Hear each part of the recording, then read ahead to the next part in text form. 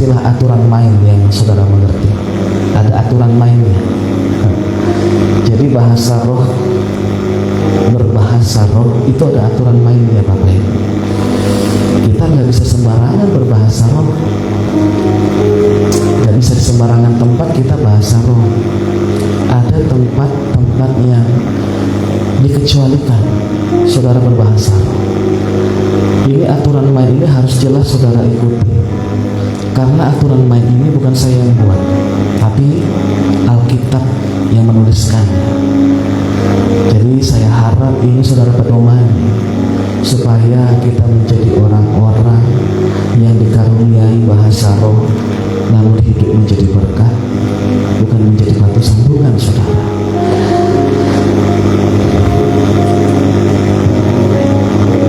Saya katakan semalam, kegunaan bahasa roh adalah membangun kerohanian kita. Seperti seorang tukang bangunan yang membangun sebuah rumah, begitulah Roh Kudus membangun hidup kita ketika kita berbahasa roh. Kita nggak lihat dia membangun kita, tapi kita rasakan ada perbedaan yang besar yang kita rasakan di saat kita terus berbahasa roh. Lalu saya katakan, berbahasa roh lah saudara di ruang-ruang doamu. Dimanapun kau berada dalam ruang doa, berbahasa roh. Tapi saya ingin menyampaikan pesan berikut, bahwa Rasul Paulus memberikan keseimbangan dalam pengajarannya. Meskipun kita diberkati dengan karunia bahasa roh, tapi kita harus berhati-hati menggunakan bahasa roh terkhusus dalam komunitas. Katakan komunitas 2-3 iya. Komunitas. Dalam sebuah perkumpulan seperti hari ini, kita harus berhati-hati menggunakan bahasa roh, kata Paulus. Tidak sama di dalam doa pribadi dengan ketika kita berkumpul di dalam pengumuman FA atau sejenisnya, kumpulan-kumpulan, mungkin apalagi okumene. Hati-hati saudara. Kalau dalam doa pribadi, saya sarankan, ya, kalau bahasa Ibraninya gaskan, gas terus bahasa. Tapi kalau itu doa-doa pribadi saudara. Tapi kalau kita berbahasa roh dalam sebuah perkumpulan, takutnya begini, kita bukannya membangun orang, tapi mengacaukan ibadah. Banyak ibadah menjadi kacau, menjadi tidak tentram, karena ada orang yang memang kurang berhikmat berbahasa roh di tengah-tengah komunitas yang tidak semua mengerti tentang bahasa roh. Kenapa kita paksakan diri kita harus berbahasa roh di tengah-tengah komunitas tersebut? Paulus berkata, jika bahasa roh dipakai sembarangan tanpa ada yang menafsirkan, terutama di dalam ibadah-ibadah umum, justru membuat orang menganggap gereja nggak waras. Saudara, saya harus bongkar kebiasaan kita selama ini. Bukan kebiasaan saudara saja, kebiasaan kami hamba-hamba Tuhan. Kita harus back to basic. Kita harus kembali kepada ajaran yang benar. Bukan karena kebiasaan kita wariskan turun-temurun. Jika dalam sebuah ibadah umum tidak ada yang memiliki karunia menafsirkan bahasa roh, saudara jangan berbahasa roh. Karena orang-orang yang tidak mengerti akan bahasa roh akan menganggap kita nggak waras. Yang semula tujuan bahasa roh untuk membangun, tapi yang terjadi malah sebaliknya. Kita mengacaukan perkumpulan itu.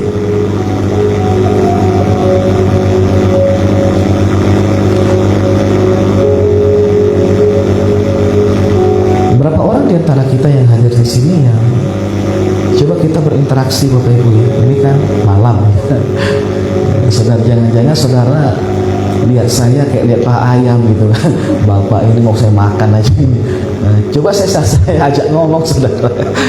Jadi nggak marah-marangan gitu ya.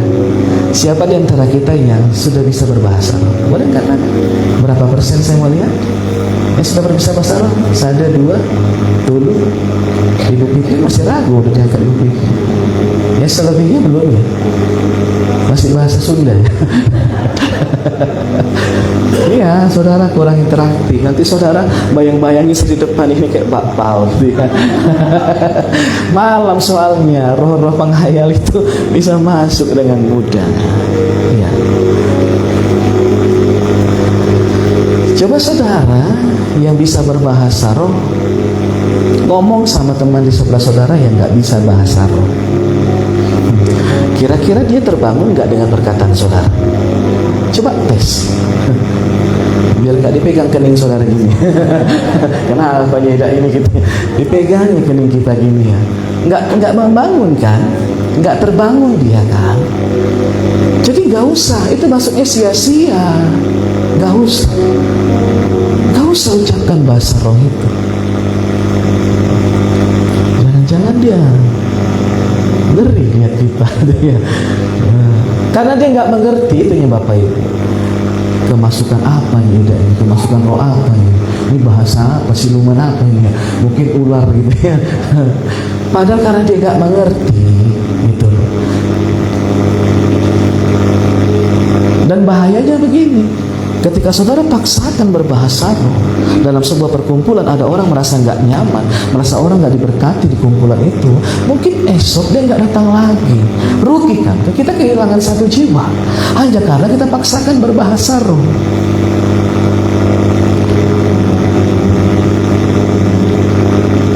Jadi intinya kalau memang dalam perkumpulan itu ada seseorang yang menerima karunia menafsirkan bahasa roh, engkau boleh berbahasa roh pada kumpulan itu. Karena setelah engkau berbahasa roh, orang ini akan menafsirkan apa yang kau katakan, dan apa yang ditafsirkannya, pertama itu membangun, yang kedua itu memuliakan Tuhan. Jadi jangan ada pula, oh saya ini penafsir bahasa roh, sudah lama saya dikaruniai menafsir bahasa roh, ya. Tapi aneh-aneh ngomongnya. Kata ibu itu tadi, kok harus berikan uang sama aku sekarang? Wah, itu bukan nafsir, itu butuh namanya. Yang pertama membangun, yang kedua memuliakan Tuhan. Amin. Itu pasti benar dia nafsirnya gitu. Nah, saudara, kita belum masuk sebenarnya dalam karunia-karunia roh. Coba 1 Korintus 12 ayat 10. Awas pegal lehernya Bang, nengok ke belakang. Kak Tisa lagi nengok ke belakang, pegal lehernya nanti nah. Nengok ke saya aja. Lihat ya. Dikatakan kepada yang seorang roh memberikan kuasa dan seterusnya, memberikan karunia, membedakan bermacam roh, memberikan karunia untuk berkata-kata dengan bahasa roh, maaf ya, dan kepada yang lain ia memberikan karunia untuk apa saudara? Menafsirkan bahasa roh itu. Jadi paketnya lengkap. Ada yang diberikan bahasa roh, ada yang diberikan karunia untuk menafsirkan bahasa roh. Kalau tidak ada yang bisa menafsirkan bahasa roh kita, ini saran saya, lebih baik saudara berdoa memakai bahasa akal budi, bahasa kita sehari-hari.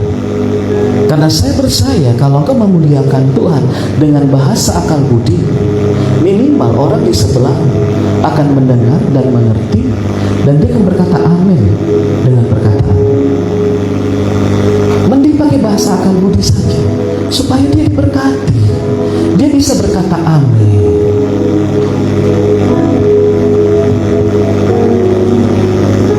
Yang kedua, saran saya begini. Kalau memang tidak ada yang menafsirkan bahasa roh dalam sebuah perkumpulan, kalau memang sangat kuat terdorong di dalam hatimu untuk berbahasa roh, saran saya yang terbaik adalah ucapkanlah bahasa rohmu dengan lembut. Artinya jangan sampai mengganggu orang di sekitarmu yang tidak mengerti tentang bahasa roh, yang mengerti kuat Bapak Ibu. Tapi saya katakan roh itu tertib.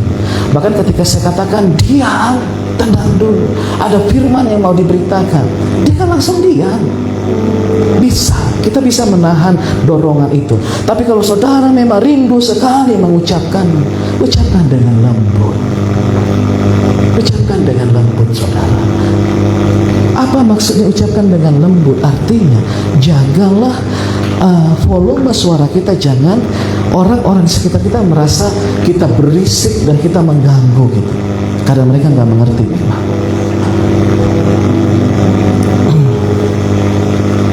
Mungkin saudara bilang, Pak, selama ini bertahun-tahun Pak, saya terbiasa kuat-kuat Pak. Saya mau katakan, jangan biasakan yang salah. Amin. Jangan biasakan yang salah. Bukan saudara saja, saya kadang terlepas kok bahasa roh. Wah ya. Hari ketika saya diingatkan lagi firman Tuhan, tuh bahasa akal budi, bahasa akal. Lebih baik bahasa akal budi. Jangan biasakan yang salah. Semua yang saya katakan ini ada dasarnya Bapak Ibu. Mungkin kalau saudara ini level-level pengerja yang terbiasa mungkin, wah, mengucapkan bahasa roh dengan powerful gitu ya. Dengarkan firman Tuhan. Saya buka semua ayatnya. Bukan supaya saudara setuju. Silahkan terima. Betul nggak yang saya katakan tadi? Kita mulai ya. 1 Korintus 14 ayat 5. Oh ini kan?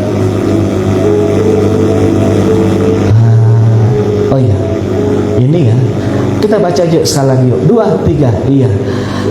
Aku suka supaya kamu semua berkata-kata dengan bahasa roh, tetapi lebih daripada itu, sebab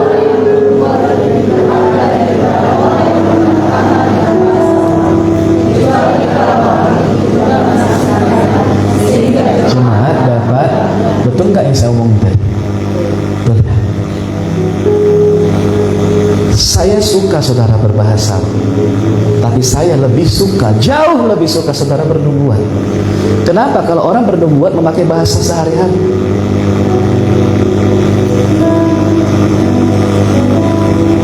Ya. Kecuali kalau orang itu juga menafsirkan. Ini inti Bapak Ibu. Intinya gini, sehingga jemaat dapat dibangun. Dari semua yang kita bicarakan hari ini, intinya itu, jemaat dibangun dengan bahasa roh kita. Next, ayat 6. Kita baca 2, 3. Iya. Jadi saudara-saudara,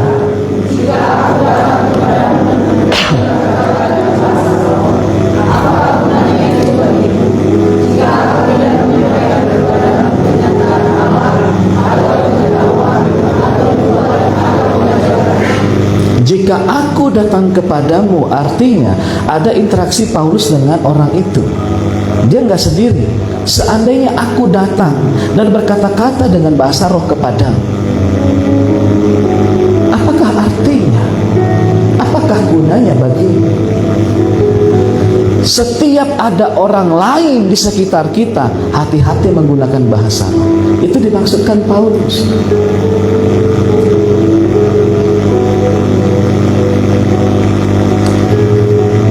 Lebih berguna aku menyampaikan pengajaran kepadamu. Pernyataan Allah, nasihat lebih berguna daripada bahasa roh.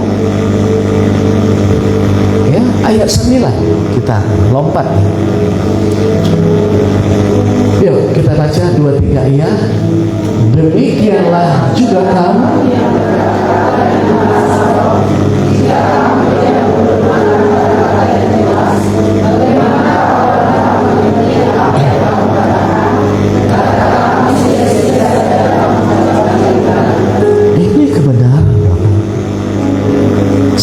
Fokusnya kepada orang. Demikianlah juga kamu yang berkata-kata dengan bahasa roh. Jika kamu tidak mempergunakan kata-kata yang jelas, bagaimanakah orang? Selalu menyangkut paut dengan orang. Makanya hati-hati menggunakan bahasa roh dalam sebuah perkumpulan. Kita harus selalu perhatikan orang. Ayat 13 2-3 ini. Karena itu siapa yang berkata-kata dengan bahasa roh, ia harus berdoa supaya kepadanya perlu, supaya satu paket. Itu perlu. Jadi kalau nggak bisa menafsirkan, jangan teruskan. Nah, ayat 15 ada sebuah pertanyaan, apa yang harus aku buat? Tunggu bilang ya, ayo 2-3 kok jadi bilang benar semuanya? Ayo 2-3 ya. Jadi apakah yang harus aku buat?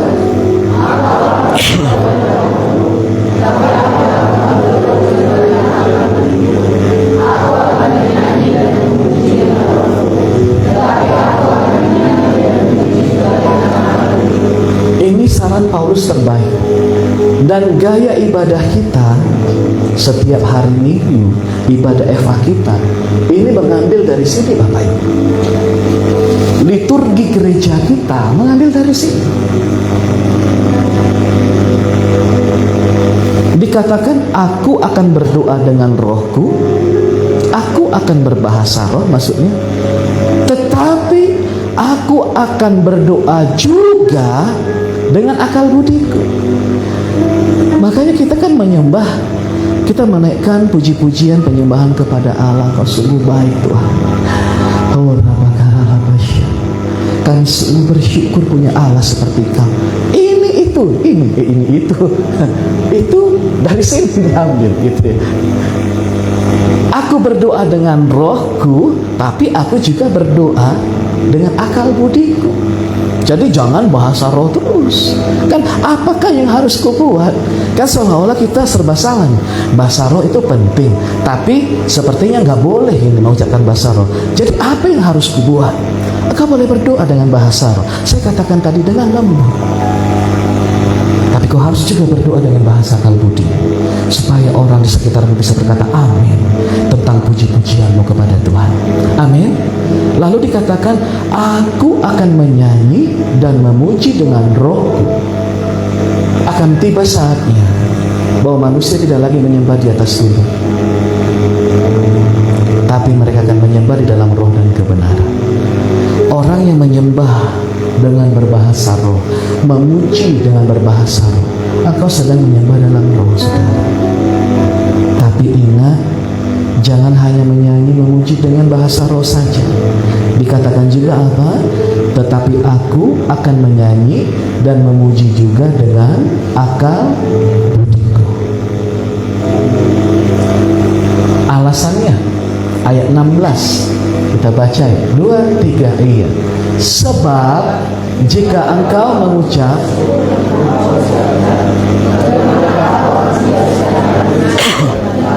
dapat mengatakan amin, bukankah iya? Cocok yang saya katakan saudara? Cocok kamu rasa? Cocok. Selalu berbicara tentang orang dalam sebuah perkumpulan. Beda dengan kalau saudara doa di kamar sendiri, beda. Selalu kau harus perhatikan orang di sekitar, karena gak semua orang tahu tentang bahasa. Paulus berkali-kali mengingatkan kita malam hari ini, kalau kau berbahasa roh dalam sebuah perkumpulan, kau harus bisa menahan diri, karena ada yang harus engkau jaga, saudara. Amin. Ayat 17 yuk. Ini jelas ya alasannya ya. 2-3 iya. Sebab sekalipun pengucapan syukurmu itu sangat baik, tapi orang lain gak terbangun, orang lain gak ngerti apa yang kau katakan. Meskipun pujian nyanyian kita dalam bahasa roh itu mengagungkan Tuhan, memuliakan Tuhan sedemikian rupa, kita mengucap syukur atas kebaikan Tuhan, tapi gak ada yang berkata amin. Gak dibangun oleh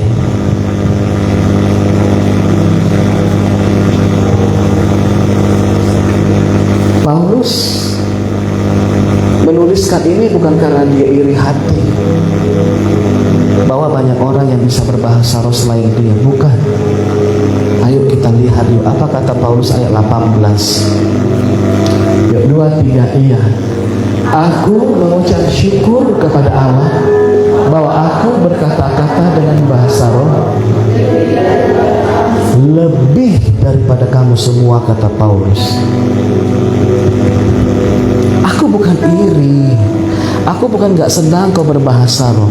Tadi dikatakan aku lebih suka, aku sangat suka kau berbahasa. Kita gak boleh salah menafsirkan maksud dari Paulus. Bahkan bahasa roh Paulus itu lebih hebat dari bahasa roh siapapun di situ pada waktu itu. Nah, dari sini saya menerima informasi, saudara. Ada informasi yang kita terima dari perkataan Paulus ini, bahwa ternyata bahasa roh bisa berkembang. Katakan bahasa roh bisa berkembang, 2, 3, iya. Bahasa roh bisa berkembang. Kenapa Paulus mengatakan bahasa rohku itu lebih daripada kamu semua? Karena bahasa roh yang diucapkan Paulus itu telah berkembang cukup signifikan, sehingga melebihi orang-orang yang baru menerima karunia bahasa roh. Saudara, jangan malu ketika semalam saya katakan Roh Kudus menaruhkan kata jangan malu mengucapkan itu, karena nggak selamanya itu saja yang kau ucapkan. Bahasa rohmu itu akan berkembang dan kau akan mengucapkan bahasa roh yang lebih indah. Amin. Hanya untuk memulai itu saja. Aku jangan malu, karena bahasa roh nanti akan berkembang sama seperti bahasa manusia. Bahasa manusia berkembang nggak, saudara? Oh, berkembang. Waktu bayi, gimana bahasa manusia waktu bayi? Kok lucu kali, agak false gitu. Bapak ini udah dijawab ngejek, bilang nanti kami dia marah. Saudara cukup menghibur saya. Oi, oi. Apakah sampai opung-opung gitu juga? Oi, oi, kata opung-opung. Enggak begitu, saudara. Opung siapa yang begitu ajak kemari? Terus topang tangan opung itu. Enggak benar itu opung itu. Pasti berkembang kan, mama, kan gitu ya. Enggak oe-oe lagi kan, papa gitu ya. Daddy, kalau agak Inggris sedikit, daddy. Curiga bapaknya, saya si daddy. Padahal bahasa Inggrisnya dia, loak kali bapaknya. Wah, kawan mamaku itu, kau anak si daddy ya katanya. Bukan anakku kau. Waduh, gak ada persoalan. Padahal gara-gara berkembangnya bahasa. Katakan berkembang, 2, 3, iya.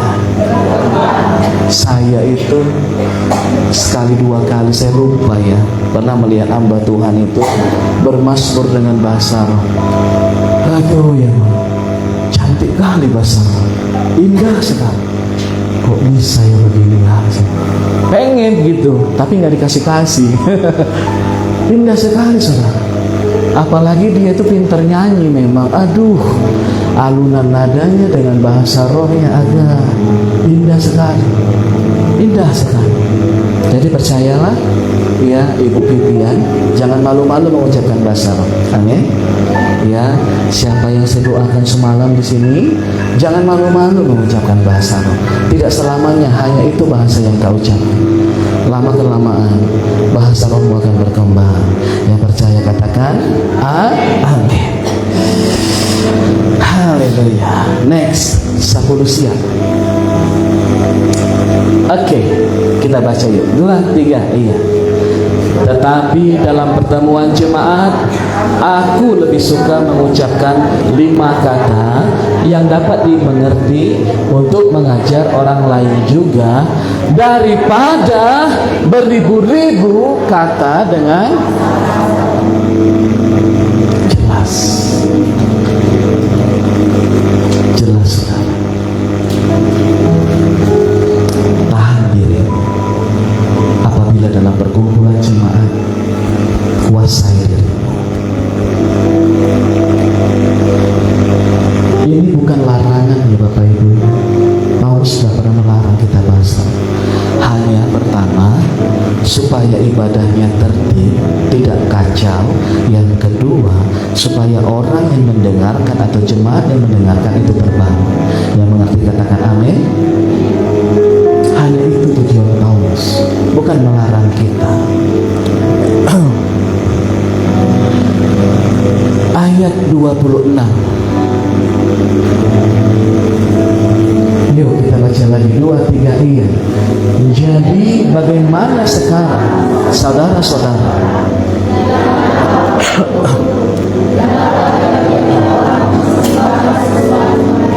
Yang seorang mazmur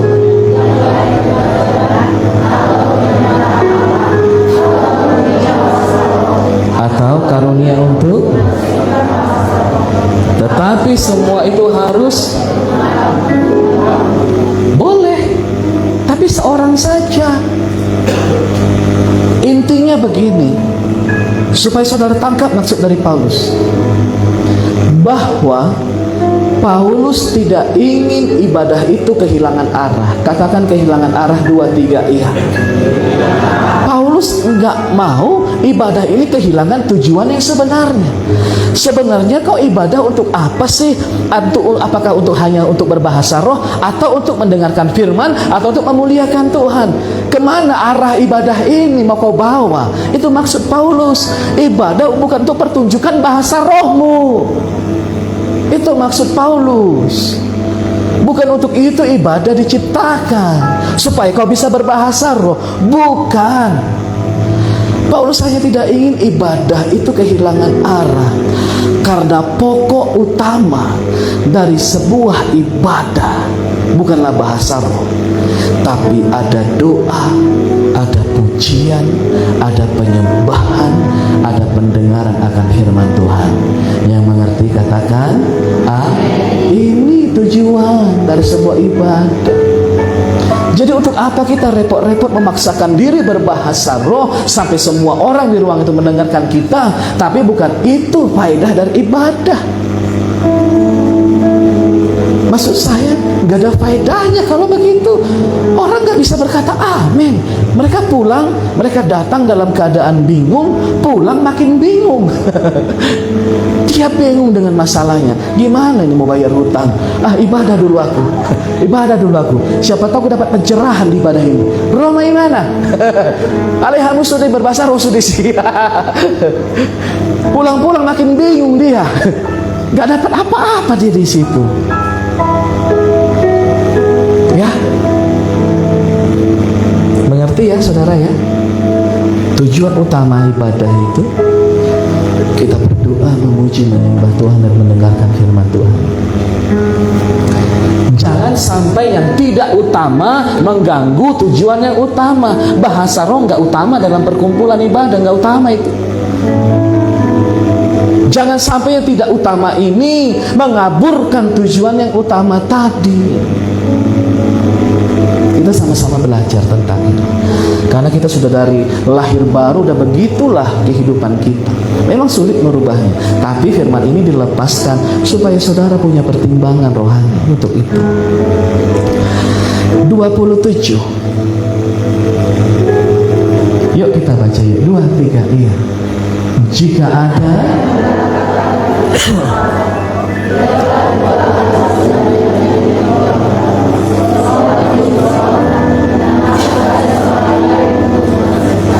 biarlah 2 atau sebanyak-banyaknya 3 orang. Itu pun seorang demi seorang, bukan 3-3-nya ngegas semua gitu. Salah satu alasan orang gak mau bergabung dengan kita, ada yang berkata begini, bukan gak mau aku itu FA atau apa, aku suka ibadah yang tertib, yang tenang. Ribut kali ibadah kalian katanya. Tapi saya jelaskan.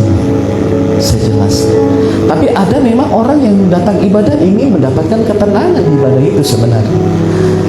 Ya sah-sah saja dia nggak gabung, ya mungkin carilah ibadah versi yang lain ya. Tapi kita harus kembali ke basic. Kita harus kembali ke firman Tuhan. harus ada seorang untuk menafsirkannya. Harus ada. Ini lebih jelas lagi. Kalau nggak ada gimana? Nggak usah ibadahlah kami, Pak. Bukan itu jawabannya ya, 28 ya. Kalau nggak ada gimana? Ayat 28. Yuk, 23. Iya. Jika tidak ada, hendaklah mereka dan hanya ya, saudara jangan marah sama saya. Ini firman Tuhan. Kalau nggak ada yang menafsirkan bahasa roh, mending diam aja. Atau dikasih kelonggaran ya, sedikit dikasih kelonggaran. Dan hanya boleh berkata-kata kepada dirinya sendiri. Gimana berkata-kata kepada dirinya sendiri? Berarti dia berbisik-bisik, ngomong ke diri sendiri, bukan ngomong ke sebelah, bukan ngomong ke orang yang di mimbar sana, kuat-kuat, no. Hanya boleh berkata-kata kepada dirinya sendiri dan kepada Allah. Kalau nggak puas, mending diam. Amin. Kita belajar ya, taat sama firman Tuhan. Susah lah Pak ngubahnya, iya memang susah. Tapi pasti bisa. Susah bukan berarti nggak bisa. Ayat 39. Lompat ya, jauh 39. Yuk, 2, 3 itu. Ya. Karena itu, saudara-saudaraku, usahakanlah dirimu untuk memperoleh karunia untuk bernubuat, dan janganlah ya, kembali ditegaskan Paulus, aku sebenarnya bukan mau melarangmu jemaat untuk berbahasa, cuman tertiblah, itu yang maksudnya. Ini saya coba hubungkan ke firman Tuhan yang semalam. Saya katakan ada orang yang bilang kita sesat berbahasa roh karena mereka nggak ngerti apa yang kita ucapkan. Ada orang larang-larang kita bahasa roh, padahal firman Tuhan berkata janganlah melarang orang yang berkata-kata. Kalau ada orang yang melarang kita berbahasa roh, yang sesat siapa? Kita atau dia? Dia kan? Amin. Dia, bukan kita. Gak boleh. Cuman tertiblah, itu saja. Kalau nggak membangun, udahlah, diam aja lah. Intinya gini, kalau kau ingin puas berbahasa roh, di rumah, di ruang doa, bukan dilarang, di rumah. Gak ada yang dengar kok, di rumah.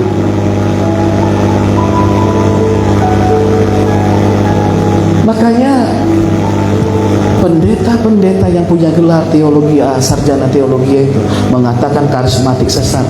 Saya katakan kurang jauh bacanya. Nggak sampai sini bacanya Alkitab. Waktu topik ini cabut dia kuliah. jadi nggak dibahasnya ini. Setahu pun nggak ada itu. Padahal cabutnya dia. Jadi saudara harus suka baca Alkitab, amin. Supaya jangan mau ya dikatakan hal-hal yang tidak baik oleh orang. Dan dari semua yang kita baca tadi, maka Paulus mulai menyimpulkan di ayat 40. Inilah kesimpulannya. Kita baca bersama, 2, 3, iya. Tetapi segala sesuatu, hanya ini yang diinginkan Paulus. Amin. Jangan larang orang bahasa roh ya, tapi segala sesuatu harus berlangsung dengan sopan dan teratur. Kita nggak boleh egois. Katakan, aku tidak boleh egois. Kita nggak boleh egois karena kita terdorong untuk bahasa roh. Mau ngerti nggak ngerti orang sebelah, peduli amat, nggak boleh. Kita nggak boleh menjadi orang egois. Bahkan kita harus menjadi orang, kalau orang dipenuhi roh, maka dia akan dipenuhi buah-buah roh. Salah satu buah roh atau bahkan buah yang pertama itu adalah kasih. Kalau engkau mengasihi sahabatmu yang ada di sebelahmu, yang tidak mengerti apa-apa tentang bahasa roh, jangan ucapkan bahasa roh. Tunjukkan kasihmu kepadanya, nggak boleh egois. Supaya dilihatnya, amang aku ini hebat. Jangan. Nanti saudara bahasa roh, wah, disiramnya mula kan. Pergi, opung. Sekiranya kita kesurupan. Ngeropung dah. Gak masuk. Jangan. Biar segala sesuatu berlangsung dengan sopan dan teratur. Karunia tanpa kasih akan menghasilkan kekacauan. Karunia tanpa keteraturan dapat melukai jemaat. Sekali lagi, karunia-karunia yang saudara terima dari Tuhan tanpa ada kasih di dalamnya, maka karunia itu akan kau pakai membuat kekacauan. Karunia-karunia tanpa keteraturan akan melukai banyak umat, banyak jemaat. Tapi begini juga, keteraturan tanpa roh itu menghasilkan ibadah yang dingin. Ada gereja yang teratur kali liturginya, doa pembuka, penyanyi dari buku nomor segini teratur semua, tapi nggak ada Roh Kudus di situ. Hambar juga ibadahnya kok. Ya, demi keteraturan gereja, gak usah bahasa-bahasa roh. Pokoknya kita buat liturgi yang mantap. Enggak juga. Sebuah liturgi yang teratur tanpa ada Roh Kudus di dalam ibadah itu hambar juga ibadahnya. Jadi semua harus seimbang. Itu maksud dari Paulus. Dan saya tutup di sini, saudara. Jadi, mengapa di gereja kita itu saudara dibolehkan bahasa roh? Dari saya lahir baru di Medan Plaza tahun 99, mereka semua bahasa roh di gedung itu, di Medan Plaza itu. Kok boleh? Enggak sesuai aturan dong. Jadi begini, saudara, kita ini kan semua satu aliran. Kita ini semua sudah menerima baptisan Roh Kudus. Jadi kalau di kanan saudara bahasa roh, di kiri saudara bahasa roh, di depan saudara bahasa roh, di belakang saudara bahasa roh, di depan mimbar sana bahasa roh. Masa saudara gak boleh bahasa roh? Iya, artinya ketika kita semua sudah menerima karunia bahasa roh, is okay. Semua sudah mengerti tentang bahasa roh, gak ada lagi yang bingung tentang bahasa roh, is okay. Lanjutkan, amin. Tapi tetap teratur gitu loh. Jangan bahasa roh, wah rupanya dijambak-jambaknya sebelahnya, wah udah pusing sebelahnya, gini-gini kepalanya saudara buat.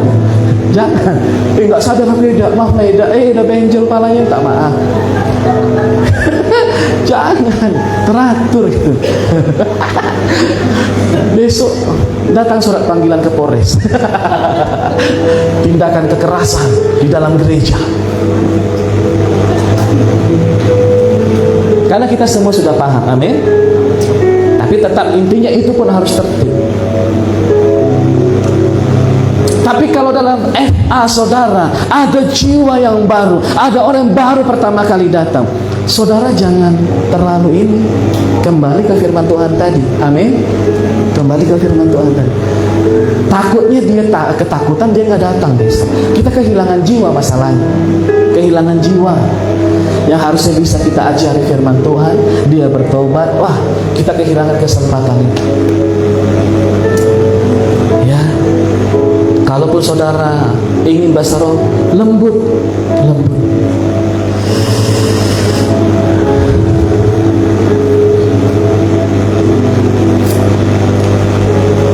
Tapi kalau saudara, saya ulangi yang semalam, kalau saudara berbahasa roh di rumah sendirian, saya sarankan, dengar ya, saya sarankan, ini pengalaman pribadi dan saya ikut, saudara boleh buka itu ya, Pastor Stephen Agustinus, dia di Tangerang.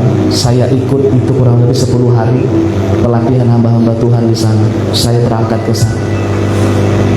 Kami diajarkan begini, ketika saudara berdoa dalam bahasa roh, latihlah dirimu berbahasa roh, misalnya 5 menit dengan suara yang keras, dengan intensitas yang tetap. Jangan dalam 5 menit itu kadang naik, kadang suaranya pelan. No, coba saudara saudara begitu antusias berbahasa roh, coba selama 5 menit konstan, tetap bahasa roh kuat begitu. Saudara praktekkan di rumah yang saya katakan, sepuas-puasmu ucapkan bahasa roh semampu, tapi konstan 5 menit. Berapa hari lagi? 10 menit konstan, saudara akan merasakan sebuah terobosan rohani dalam hidup. Saya percaya. Engkau yang selama ini merasa rendah diri, gak berani tampil di depan, padahal kau punya potensi. Ketika kau lakukan ini, kau intens berdoa dengan bahasa roh, dengan stabil selama 5 menit, itu seperti ada kekuatan yang mendobrak batas-batas, mendobrak sekat-sekat keterbatasanmu.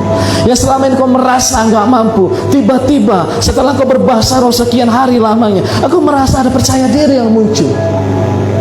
Ketika kau disuruh, Amang bikin doa, oke, saya bikin doa.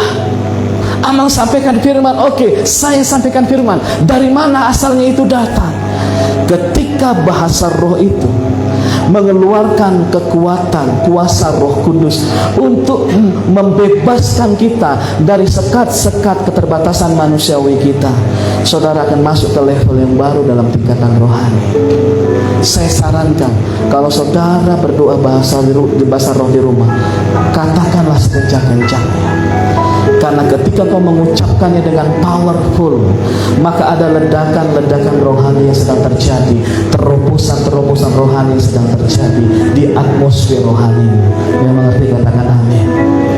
Saya dulu waktu pindah kemari, saya takut. Karena biasa di rumah bahasa roh itu kencang kan.